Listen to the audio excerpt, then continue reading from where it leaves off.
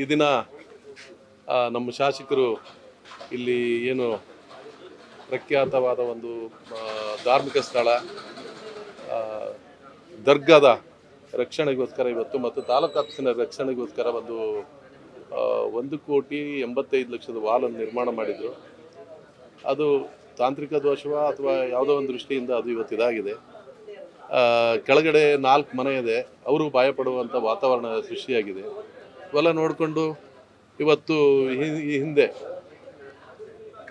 ಶಾಸಕರು, ಮಾಜಿ ಶಾಸಕರು ಸಹ ಇದಕ್ಕೆ ದರ್ಗಾದಕ್ಕೆ ಬೆಂಬಲವಾಗಿ ನಿಂತಿದ್ದು ನಮಗೂ ಖುಷಿಯಾಗಿದೆ. ಯಾಕಂತ ಹೇಳಿದ್ರೆ ಬರೀ ಹಿಜಾಬು ಆಮೇಲೆ ಹಲಾಲು ಇಂಥದ್ದನ್ನೇ ಇಟ್ಕೊಂಡು ಬರ್ತಾ ಇದ್ದಂಥ ಮಾಜಿ ಶಾಸಕರು ಇವತ್ತು ಆ ದರ್ಗಾದ ವಾಲಿನ ವಿಚಾರವಾಗಿ ಅದು ಕಳಪೆಯಾಗಿದೆ, ಅದನ್ನು ರಿಮೂವ್ ಮಾಡಿ ಅದನ್ನು ಸರಿ ಮಾಡಿಕೊಡ್ಬೇಕಂತ ಬಂದು ಇವತ್ತು ಒಂದು ಹಿಂದೂ ಮತ್ತು ಮುಸ್ಲಿಂ ಬಾಂಧವ್ಯಕ್ಕೆ ಅವರು ನಿನ್ನೆ ಬಂದಂಥ ಹೋರಾಟ ಮುಂದಿನ ದಿನಗಳಲ್ಲಿ ಇದೇ ಥರ ಇರಲಿ.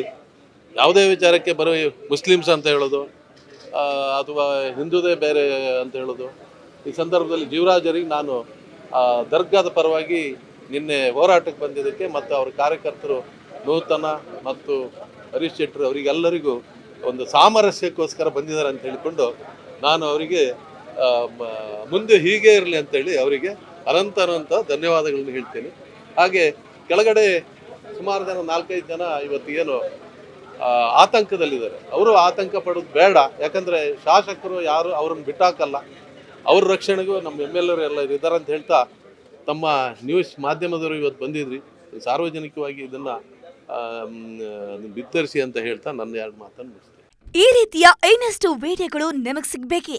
ಹಾಗಾದ್ರೆ ಈಗಲೇ ನ್ಯೂಸ್ ಮಲ್ನಾಡ್ ಚಾನೆಲ್ನ ಸಬ್ಸ್ಕ್ರೈಬ್ ಆಗಿ, ಕೆಳಗಿರೋ ಸಬ್ಸ್ಕ್ರೈಬ್ ಬಟನ್ ಮೇಲೆ ಕ್ಲಿಕ್ ಮಾಡಿ ಉಚಿತವಾಗಿ ಸಬ್ಸ್ಕ್ರೈಬ್ ಆಗಿ. ನಿಮ್ಮ ಒಂದೊಂದು ಸಬ್ಸ್ಕ್ರೈಬ್ ಕೂಡ ನಮಗೆ ಬೆಂಬಲ ಸ್ಫೂರ್ತಿ.